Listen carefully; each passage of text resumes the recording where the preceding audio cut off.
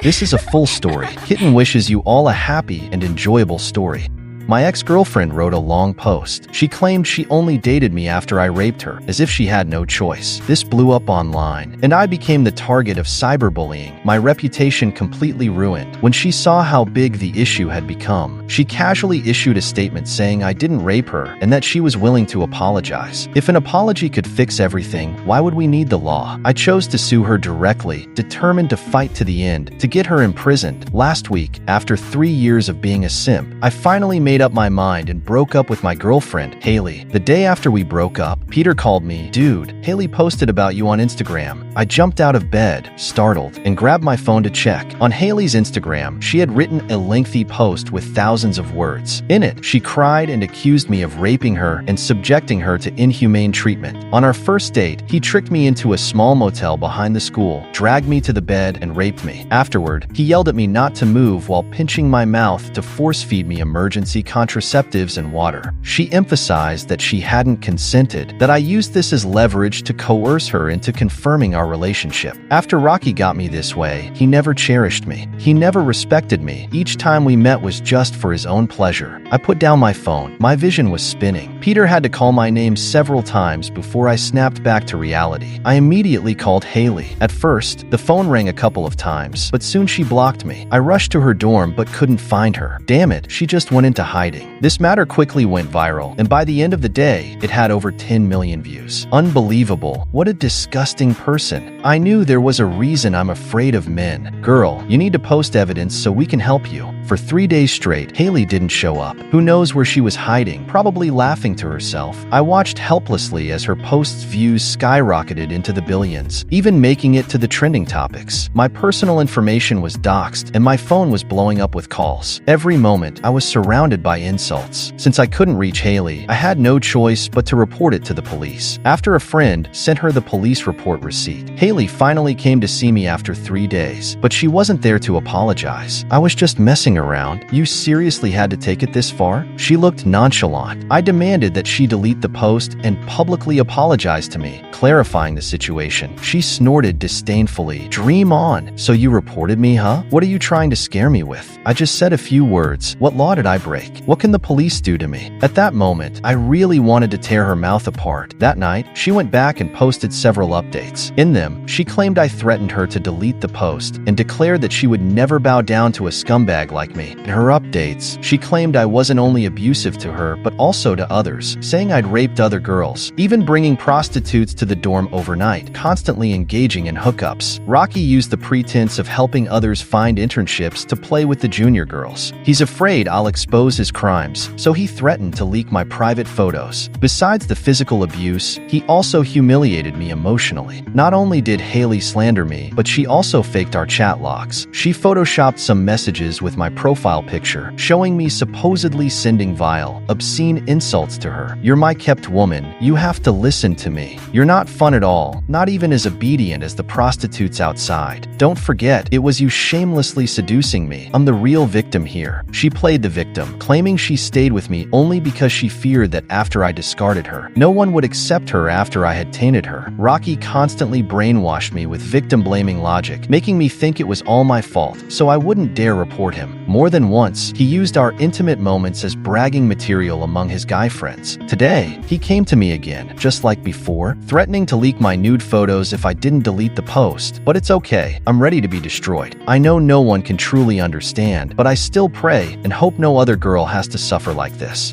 At the end of her post, she didn't just wave the flag of women's rights, but also tagged me and posted my ID photo in the comments section using an alternate account. You're so brave, sister. Share your evidence so we can protect you. You must protect yourself. If this scumbag gets desperate, who knows what he'll do? He doesn't look like a good person, sister. Don't be soft. Take the evidence straight to court. Angry netizens furiously typed away, mindlessly venting their emotions. For a moment, I couldn't defend myself at all. She had one. That day, I received hundreds of thousands of abusive messages. Why don't you just die? Do you even deserve to be called human? Raised without a mother, weren't you? Just wait. You'll get hit by a car the moment you step outside. My WeChat and phone kept crashing from the overload. Haley incited her followers hours to openly insult me, using vicious language I'd never even heard before. Even former classmates began to cut ties with me, looking at me with disdain, refusing to associate with me. The counselor ordered me to take a leave of absence, and the school was discussing expelling me. The company where I had secured an internship called me in the middle of the night, telling me to get lost. HR bluntly said that their company didn't need scum like me. Keeping me would only ruin their reputation. In just a few days, under Haley's careful orchestration, my dignity, my character were completely shattered, and my reputation utterly destroyed. I became the pitiful person who had been cyberbullied into social death. That morning, someone told me to go downstairs to pick up a package, but what I found were 2 funeral wreaths placed right outside my dorm. Passing students pointed at me, whispering. As I stood in the doorway of my dorm, staring at those wreaths, for a moment, I really wanted to confront her, but I couldn't. I held myself back. I will make her pay. She will get the punishment she deserves. Even after I reported her to the police, Haley didn't back down. In fact, she only escalated things. She believed that I couldn't do anything to her. To her, it was just a few words online, even if they weren't true. So what? Would the police really arrest her for just saying a couple of things? At most, they'd just give her a warning. The malicious and false accusations she posted online, claiming I raped her, gained millions of shares. But from start to finish, she never produced a single piece of evidence to prove I raped her. There was nothing but her long post. I tried to contact her several times, asking her to clear up the situation and give me a chance to live a normal life. But she thought I was scared of her. She even said, "Why don't you just die? It would be better if you did." During this time, she did something even more disgusting. She exposed the personal information of my parents, my sister, and even my niece online. My parents, at their age, because of her slander, had to endure daily abusive calls and messages full of curses and threats. People cursed my parents, wishing them a miserable death, placed funeral wreaths at their door, and sent urns. They bombarded my sister's workplace with phone calls, insulting and cursing her. Even my niece, who just started elementary school, was ostracized by her classmates and teachers because of this and had to drop out. Late one night, my father called me, asking what was going on. I asked him, "Dad, do you believe me?" He said he believed me, that he trusted his son wasn't that kind of person. My eyes welled up with tears. Even as my life was falling apart, they still trusted me. I spent 2 days gathering all the evidence of Haley's slander and defamation against me online. I found a lawyer and formally filed a lawsuit. The situation blew up completely. I started posting online, countering her claims by publishing our chat logs, bank transfer records, photos of us together, videos of us on trips, and the gifts I gave her, proving that we were in a normal relationship. Seeing my actions and realizing that I had hired a lawyer, Haley panicked. She privately contacted me, saying she was willing to delete the post and asked me to withdraw the lawsuit. Fine, I'll apologize to you, okay? Apologize? This isn't something a simple sorry can fix anymore. This incident had made the news, sparking widespread discussion and attention. It wasn't just me. Haley was now in the spotlight too. But what I didn't expect was, that afternoon, the counselor, who had been unreachable like she'd disappeared, suddenly showed up. She harshly scolded me, saying I shouldn't have blown this whole thing up. It's just a small matter. You didn't suffer any real loss. Did you really need to file a lawsuit? Besides, don't act like a victim. If you hadn't done something wrong, why would she make this up to slander you? Haley's just a girl, and this is how you treat her? A lawsuit? Do you know how much psychological pressure she's under right now? Damn it. She told me to go apologize to Haley. When Haley slandered me, I went to the counselor, hoping she would step in, talk to Haley, and help clear things up. At that time, she told me not to bother her with such a trivial matter and to handle it ourselves. And what happened? Funeral wreaths were delivered to my dorm. My parents are hiding at home every day, panicking at every knock on the door, and they've been scared into illness. Now you're telling me to apologize to Haley? Apologize, my ass. I can't do that. I stared at her. The other teachers in the office also turned to look at me. What did you say? The counselor was shocked. She hadn't expected that her usual authority wouldn't work on me, her student. Say it again, you. I said I can't do that. I glared at her. Her face darkened, and she was about to scold me. I pulled out a voice recorder and told her that I had recorded everything she said just now. I said I was going to make Haley pay for what she did, and right now, I was heading to the police station to report her in action. She wasn't fit to be a teacher. The counselor's face turned pale, her mouth agape. What did I say? All I asked was for you to apologize to Haley. What's wrong with that? Go ahead, report me. I dare you. Let's see if I dare or not. I turned and walked away. I hadn't even reached the school gate when the counselor came rushing after me in a panic. I ignored her and took a cab straight to the police station. At the police station, the school principal frantically called me, telling me not to act impulsively and that they would help resolve the situation. Help my ass. When I was being cyberbullied, none of you said a word. Now you want to help? Too late. At the police station, I wrote a formal complaint about how the school knew Haley was slandering me but did nothing and even protected her, the abuser. I also handed over the voice recorder to the officers. They were shocked by what they heard and assured me they would take it seriously. Back at school, a pot-bellied old man approached me, hinting that I was being unreasonable. How can a student report a teacher? He also thought it was no big deal that Haley said a few things about me online, expressing her dissatisfaction. Initially, I was going to explain the harm I had suffered, but he interrupted me, saying, "The school has its considerations. She's just a girl. And besides, if you hadn't done anything wrong, would she risk her reputation to slander you?" Hearing this, I realized there was no point in continuing the conversation. I said I knew what I needed to do. He seemed relieved and asked me what my plan was. "I'm going to sue her until she's in jail." When Haley received the court summons, she realized I was serious. She stopped posting for several days. In the meantime, she sent people to negotiate a settlement with me, saying she was willing to apologize and clear things up. Every time someone reached out, I blocked them. Seeing that reconciliation was impossible, she resorted to lying again and posted another long essay. This time, she claimed that she had once been pregnant with my child and that I had forced her to abort it when she was 6 weeks along. She said the baby was buried behind the dormitory. This move sparked yet another storm, and I was once again drowned in online hate. Some even called for me to be chemically castrated. They somehow got hold of my ID and edited it to say rapist. The most shameless part? A few days later, Haley actually hired a lawyer. After days of silence, she returned to social media with a long post. She claimed that once, in a drunken stupor, I had admitted to raping another girl who had been too drunk to resist. She said she had now contacted that girl, who was willing to testify against me and reveal the truth. Haley also claimed that she had spent tens of thousands on trending topics to expose my horrible actions. She said she had already spent over 20 million yuan hiring lawyers to take me to court. She then bragged that she had found a boyfriend who didn't mind her being tainted and was willing to help her seek justice by supporting her legal battle. She boasted that she didn't care about the money and only wanted justice, yet she opened up a donation link on her social media. She gained both fame and fortune, becoming a symbol of a brave woman standing up for herself, while simultaneously cashing in on the sympathy of the public. Late at night, Haley called me using someone else's phone, laughing and mocking me. "I'll be honest with you, I want to become famous through this, because I'm going to be a lawyer in the future. Oh, and my lawyer also wants to make a name for himself, so thanks for giving us this opportunity." I replied, "Oh, I see. Well, remember not to be late for court next week." On the day of the trial, the courthouse was surrounded by reporters. When I arrived, people around me were giving me strange and hateful looks. Scum, degenerate, chemical castration, all sorts of harsh insults rang out. People kept rushing toward me, verbally attacking me, trying to drown me in their words. Before long, Haley appeared. Playing the role of a vulnerable victim, she tearfully spoke in front of the reporters. "If it weren't for some kind girls encouraging me, I wouldn't have had the courage to stand here and expose his crimes. I hope that other girls who have been assaulted by Rocky can step forward and speak the truth. He's a complete scumbag with a reckless private life. I already have enough evidence in my hands, including a girl who is willing to testify that he assaulted her." As she spoke, she shot a quick glance in my direction. My lawyer, worried I might do something rash, urged me to stay calm. After her accusations, Haley deliberately walked up to me, trying to provoke me just about to speak. I turned around and headed straight into the courthouse. Hysterics? Rage? Not a chance. If I started a shouting match with her right here, it would only play into her hands. I'm not here to win a war of words. I want her in jail. My lawyer had already told me that this case had gone from being a topic of online gossip to a societal issue. Haley's malicious actions, stirring up gender division and defamation, were extremely vile. Her actions amount to public insult and fabricating falsehoods to slander someone. Given the seriousness of the situation, she can be prosecuted for defamation. My lawyer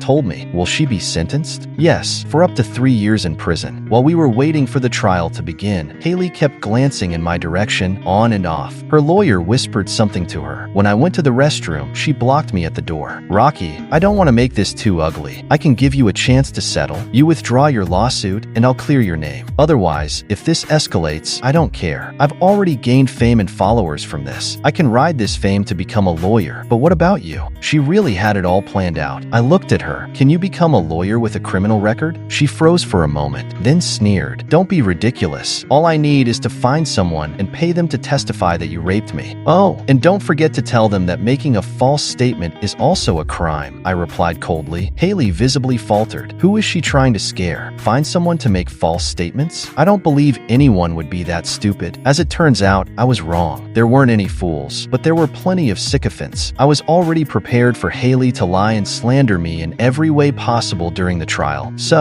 I submitted all the evidence I had collected to the court. I detailed how she slandered and defamed me, how she incited online harassment against my family, and provided records showing we were in a normal relationship. This proved that I never forced her or insulted her dignity. But when the trial was about to begin, the verbal sparring didn't happen because Haley ran away. Her so-called lawyer claimed she was under too much psychological stress to attend and requested a postponement. I knew Haley and her lawyer were just stalling. They had no evidence at all. What they needed now was public opinion. She was hoping to sway the court with public pressure. As expected, after the trial was postponed, Haley issued another statement. My mental state is very poor right now. Every time I look at the evidence in my hands and think of all the things he did to me, I break down crying. I didn't appear in court because the evidence isn't fully gathered yet. My lawyer told me that the current evidence isn't enough to convict him. Once it's all collected, I'll submit it to the court. For now, I have to endure and not reveal it publicly. Since this case went public, I've been cyberbullied endlessly. I'm living in constant fear of Rocky's death threats. I'm scared, really scared. Last week, I went to the hospital and the doctor diagnosed me with severe depression. I've even considered slitting my wrists. It's thanks to those kind, righteous girls who encouraged me to release the evidence, giving me the courage to stand up and expose his crimes. Below her post, she pinned a comment from a follower. I'm tired of saying this, but castrate the rapist. If you can't control it, cut it off to solve the problem for good. From the very beginning, she labeled me as a rapist and continuously fabricated evidence, using a series of lies to tarnish my name. In her narrative, I raped her, forced her to take birth control pills, and repeatedly assaulted her, demanding she have abortions, threatening and insulting her. She painted me as an irredeemable scumbag. She even invented additional victims to prove I was a serial rapist. My lawyer, Anne, based on her experience, explained to me how the public opinion was formed. In relationships, women are often seen as more vulnerable. In Haley's post, she labeled you with terms like rapist, solicitation, abortion, hua, threatening her with nude photos, and molesting classmates. These keywords easily remind people of past incidents where women have suffered, stirring up public sentiment. To put it bluntly, Haley has turned this into a business. She's after fame. She doesn't care about women's rights. This is just her tool. This is a bad trend, deliberately provoking conflict, using the public's sympathy for the weak, playing the victim to manipulate public opinion as a weapon against you. This trend will only make it harder for real victims to be heard. I understood what Anne was getting at. So this isn't just about you, and said seriously. The public needs an explanation too.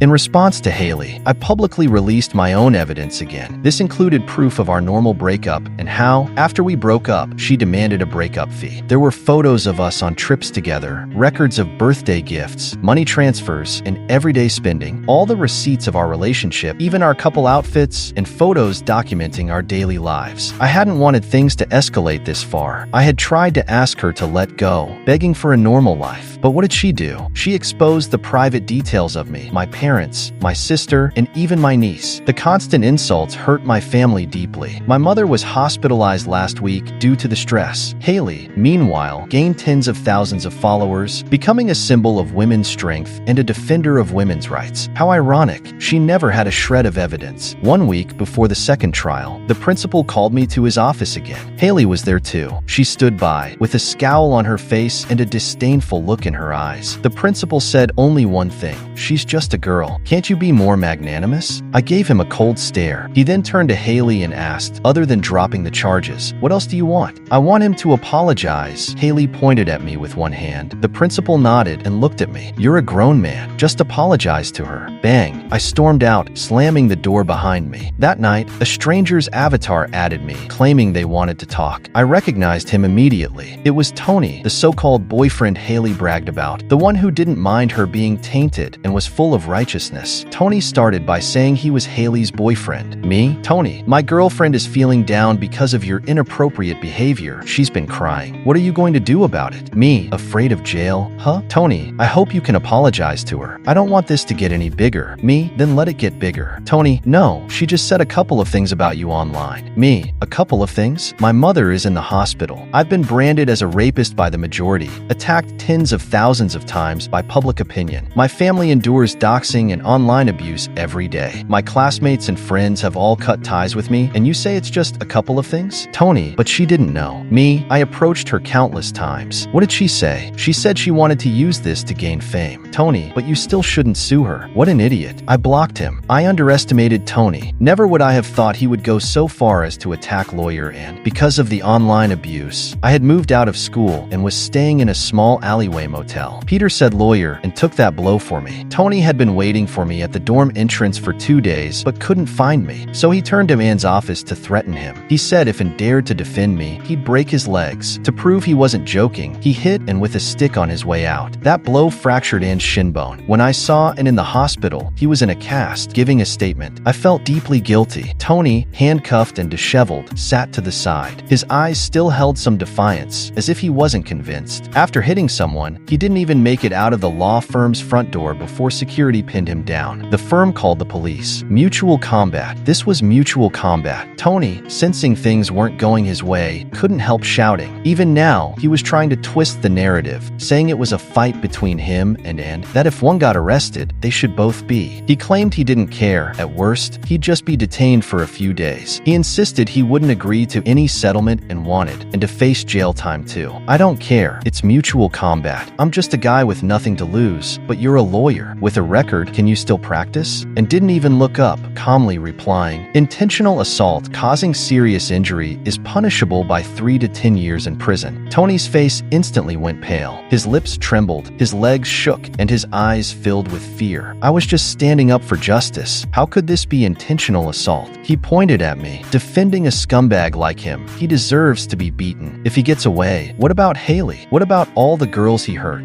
I glared at him coldly. As the police prepared to take him into custody, Tony suddenly broke down in tears, begging and not to press charges, pleading for forgiveness. Without much interrogation, he confessed everything. Haley had put him up to it. Haley had sent Tony to threaten me to drop the charges. When he couldn't find me, she instructed him to target Anne. Her exact words were, "Show him who's boss. What's there to be afraid of? Public opinion is on our side. Even if you beat him, people will say it was justified." Tony believed her. He broke Anne's leg and ended up being detained for grievous bodily harm, with Anne refusing to let him off the hook. After Tony's arrest, Haley quickly released a statement calling on netizens to avoid extreme actions and to trust the law. She completely distanced herself from Tony, portraying him as just an impulsive stranger. I wonder how Tony felt seeing that from his detention cell. He must have regretted it. To reclaim control over public opinion, Haley published another post titled, "Please leave my family alone." She used her usual tactics, playing the victim in her post, claiming her family was being cyberbullied by me. How laughable. This time, I didn't even need to respond. More and more people, after calming down, began to see through the inconsistencies in her one-sided narrative. Those who had been too scared to speak up under the pressure of public opinion now stepped forward, exposing her poor performance. Under her post, "Please leave my family alone," there were no longer the usual attacks against me. Instead, more voices questioned her. No solid evidence, just endless accusations. The guy can't even say a word without being told he's just defending his own crimes. She's hiding behind the victim label, making it impossible for him to clear his name. I'm not saying the victim is at fault. What I mean is, until things are clear, maybe we shouldn't pick sides. It's been this long, and she hasn't shown a shred of evidence. I'm exhausted. Let's just wait for the final verdict. Circulating online. Even though she was wrong, next time a woman says she's been assaulted, I'll still share it. Sorry, I just empathize with women easily. Even so, next time, I'll still stand with the victim because we're all women. At least there's one less female victim. I'm honestly happy to have been proven wrong. I'll read repost again next time. I just don't want women's suffering to be ignored. I want men to know how vicious and cunning women can be, so they'll stay away from us. These extreme netizens still didn't care about the truth. They had only one principle: they could never sympathize with a man. That whole "don't judge until you know the full story" is nonsense. I'll always side with the weaker party. Yes, in Haley's narrative, she was the weaker party, and I was the unforgivable villain. That's why, after her article went viral, it quickly gained attention and was widely shared. History has shown that many atrocities are committed in the name of justice. By the time the truth is lacing up its shoes, a lie has already traveled halfway around the world. Soon, the day of the second court session arrived. This time, Haley couldn't avoid it. If she didn't show up, the court could proceed with a default judgment. When I arrived at the courthouse, Haley had been waiting for quite some time. Unlike last time, she was alone. Her lawyer was nowhere to be seen. Of course, that so-called lawyer was only after fame. Now that the tables had turned, he obviously wouldn't want to be tied to Haley anymore. She had been abandoned. Haley, who used to cry for the cameras, glanced my way when I appeared. I immediately knew what she was planning and rushed toward the courthouse, but I was too late. She hurried over and dropped to her knees in front of me, wailing, "Please, let me go. I'm begging you." Damn it, not this again. I had to admit, Haley really understood how to manipulate empathy. From the moment she first posted her defamatory articles about me, she knew exactly how to weaponize public opinion. And now, she was doing it again. After all, what could be more sympathetic than a poor girl kneeling and begging in front of you? Haley, still on her knees. "Rocky, I really can't take it anymore. I can't hold on. Just admit I was wrong, okay? I'm begging you. Let me go. I can't stand it anymore. Stop hurting me. I give up. I was wrong. I was wrong, okay?" Her tears flowed like they were free. Anyone unaware might think she had suffered enormous trauma from this whole ordeal. She gained followers, received donations, and now she's asking me to let her go? My mom is lying in the hospital. My dad's hair has turned white overnight. My sister and brother-in-law lost their jobs. And my niece, how old is she? She was blocked at the entrance of her neighborhood, told her uncle is a rapist. How do you expect me to forgive you? My eyes reddened, fists clenched. What does that have to do with me? I just said 2 things online, and you're suing me? Don't you think that's too much? Why are you pushing me like this? I'm just a girl. Do you want to drive me to death? Can't you be a little more forgiving? You won't lose anything. Do you want me to go to jail? Do you want me dead? Haley, still kneeling, but her expression was filled with resentment. How could she even say something like that? Had she not done enough damage to me already? I admit, before the court session, I had wondered whether I should pursue the case. At first, all I wanted was an apology, a clarification, but she didn't even spare my family. Looking at her bitter expression, it was as if I was the one at fault. In her mind, she was in this situation because I overreacted. To her, it was just a couple of comments online, and I should have been more magnanimous. It wasn't like I'd lose anything. At most, I'd get cursed at or receive funeral wreaths. If you hadn't gone to the police, would this have gotten so big? Rocky, you're too petty. That was exactly what Haley had said. In Haley's plan, by now, she should have been a celebrated defender of women's rights, a modern woman fighting injustice. She could have gained a massive following, become a lawyer, and achieved both fame and fortune. And all she had to do was write a few posts online. As for what would happen to me, who would care? If I hadn't saved those chat logs, hadn't had proof of our normal relationship, what would my life have become? My reputation destroyed, my social standing erased, relentlessly bullied online, forever branded as a rapist. My family would never be able to hold their heads high again, facing judgment and whispers wherever they went. Everyone would know that the Rocky family had produced a rapist. Lawyer and said the case only turned around because Haley's later articles were riddled with inconsistencies, and because I had those payment records and chat logs. If you had been careless, or even responded a bit later, there would have been no chance for a turnaround. And told me solemnly. I felt a chill run down my spine, because even after I presented my evidence, I was still subjected to extreme attacks. Even now, some people still believe Haley was coerced by me, threatened with nude photos or other means, into deleting her posts. A reporter stepped forward, raised a microphone, and questioned me. She has already apologized. What more do you want? You've only suffered some damage to your reputation, but she's facing prison time. She's still a student. With a criminal record, what will happen to her future? Don't you know her dream is to become a lawyer? I looked at her coldly and said, I remember you. You were the first to repost Haley's article and amplify the situation. Your article was shared 40,000 times, with hundreds hundreds of thousands of comments. Next week, I'll be filing a lawsuit against you and several other influencers. Her face changed with fear, and her hands visibly trembled. She had millions of followers and, under the banner of women's rights, had attacked me, pulling the trigger of public opinion. She didn't care whether the accusations were true or false. She just wanted to provoke emotions. Even if Haley was found guilty, she could still claim she was standing up for victims and empathizing with women. Afterward, all she needed to do was post an apology, pin it for a few days, and then delete it. What would she lose? She'd still be the celebrated figure of women's advocacy. At that moment, another blogger who had been deceived by Haley walked toward me. I thought she too was coming to persuade me to forgive, but to my surprise, this blogger, called Honest By, grabbed Haley from the ground and pulled her up. She gave me a deep bow and said, "Mr. Rocky, I sincerely apologize again. I'm sorry for being complicit in this malicious act. I apologize for my baseless accusations and for my harsh words. She's hurt the girls who spoke up for her and wanted to protect her. The false accusations she stirred up have caused real victims of assault to lose credibility.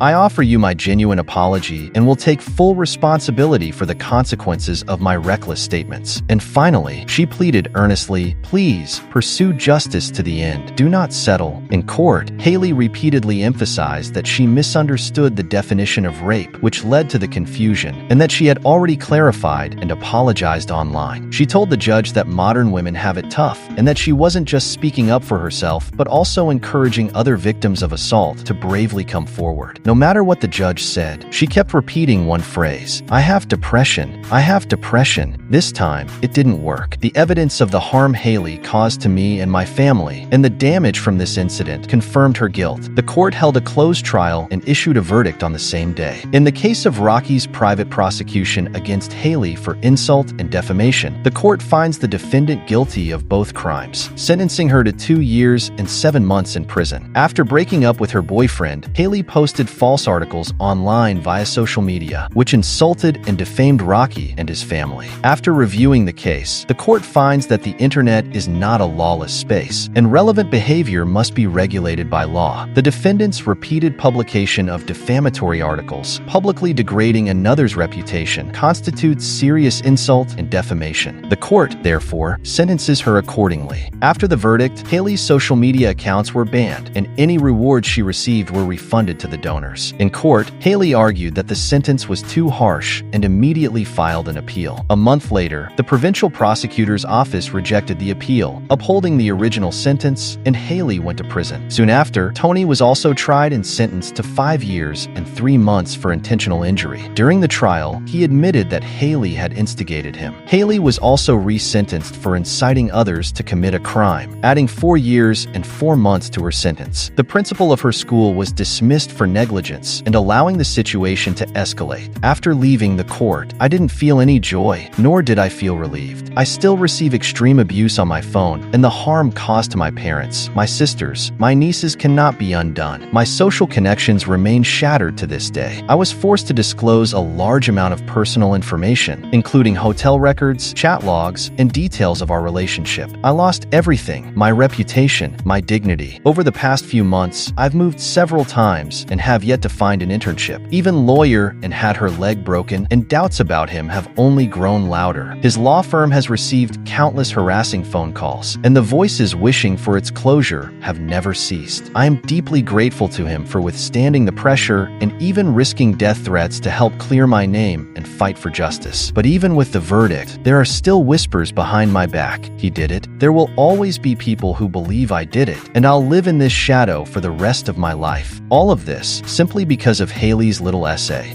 The end. If you like Kitten's story, please follow and like it. Updated every morning at 9 a.m.